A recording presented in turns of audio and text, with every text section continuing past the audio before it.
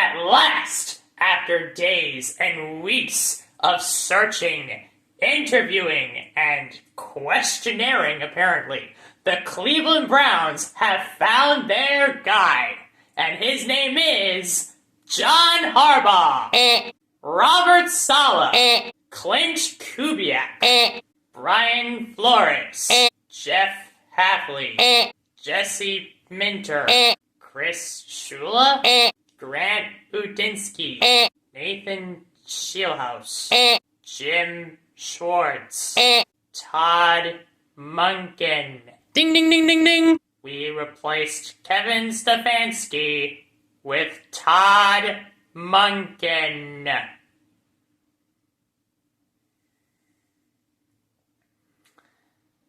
Okay then, I'm not going to have a Fire Todd Monken banner on the top of my screen yet, because that's mean. But also, I'm not going to try to confuse any of you.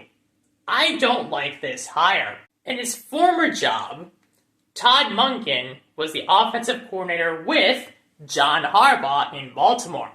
And what was Todd Monken most infamous for? He was most infamous for not using his high-quality running backs, particularly in a moment where it was needed for Baltimore to use their high-quality running backs.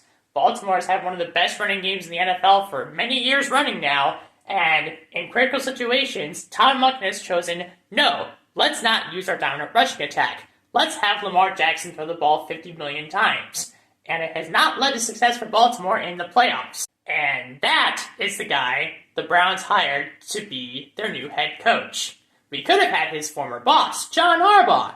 Instead, we got this guy. Oh boy. This hire might not be all that good. I don't think it's all that good. It might not be all that good. But we have a coach now. The Raiders and Cardinals both don't have coaches. It could be worse. We could be them. We could be the Jets. We could be the Bengals who didn't fire their coach. It could be worse. Let's just all take a collective chill pill. Let's go to bed. Let's reassess this thing. Oh, wait, there's more? Jim Schwartz is not happy. He's ticked off that he didn't get promoted to head coach, and he wants out of Cleveland. These events that have taken place today, this is the nature of the Cleveland Browns. We have a guy that all the players love in Jim Schwartz, and we do not promote him. Jimmy Haslam effectively told every head coaching candidate for the Browns that they would only become the head coach if they agreed to let Jim Schwartz stay as the defensive coordinator. And that, right away, took a bunch of candidates off the board. I'm willing to bet that's why, at the very minimum, Grant Udinsky said no. Grant Udinsky was the guy that a lot of Browns fans wanted, and he wasn't Robert Saleh, Clint Kubiak, or John Harbaugh, obviously, but I looked at his resume, I observed his attitude, and I noticed he seems pretty good and competent. I wouldn't mind if we hired him. But Grant Udinsky is a smart guy, Jimmy Haslam is a notoriously not smart guy, and so Grant Udinsky leaves. He's going back to Jacksonville to be their offensive coordinator for another year. Good for him. I wish him success. Another L for Cleveland. But hey, you know what? This means in a conversation between Jacksonville and Cleveland in which a decision was made, Jacksonville finally came up on the winning end.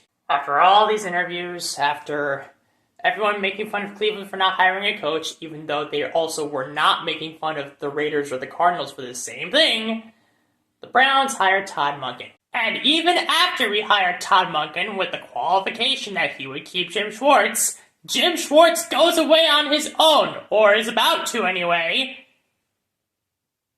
We're a bad football team, eh? Here's the thing.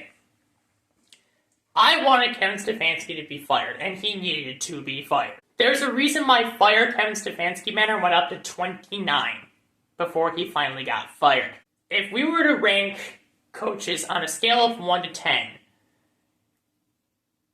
Kevin Stefanski is like a 4. I'm willing to guess Todd Monken is like a 2. He's not a 1. That's your Freddie Kitchens or Adam Gase or Urban Meyer or Bobby Petrino type coaches. But he's a 2. He's like your Rob Chudzinski or your Mike Pettin or your Butch Davis or your Romeo Crennel. Notice how these all sound familiar. You know what? This hiring makes so much more sense now that I said those names out loud.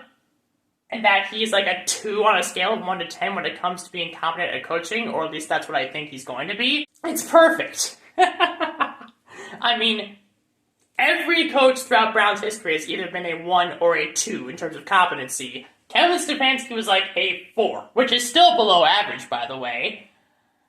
And we hired another 2. Let me put this in a different context.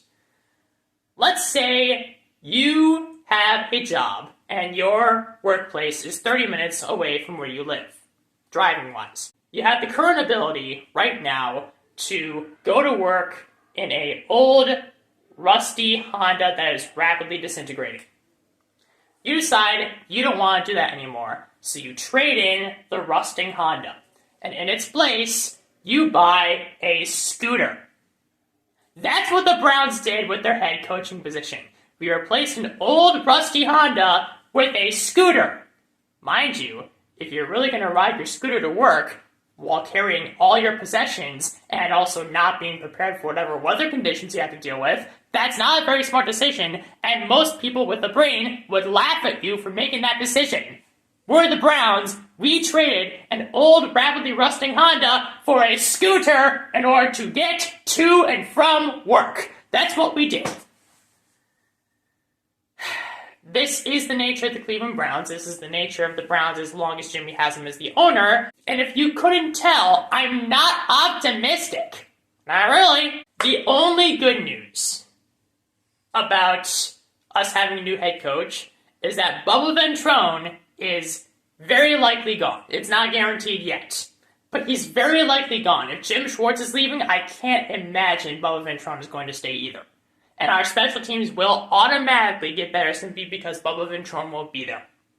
So, in that aspect, our team did get better. I'm worried about our defense, though, because Jim Schwartz was easily the most beloved member of the coaching staff last year, and he's not going to be there anymore because we traded in our old, rapidly rusting Honda for a scooter. Great thinking, guys. Great thinking, Jimmy. Why am I a Browns fan again? That is it for this one. Thank you very much for watching. If you enjoyed this video, please click like. If you want to see more of my videos, please click subscribe. Follow me on X for more Browns-related content at Sad Browns Fan.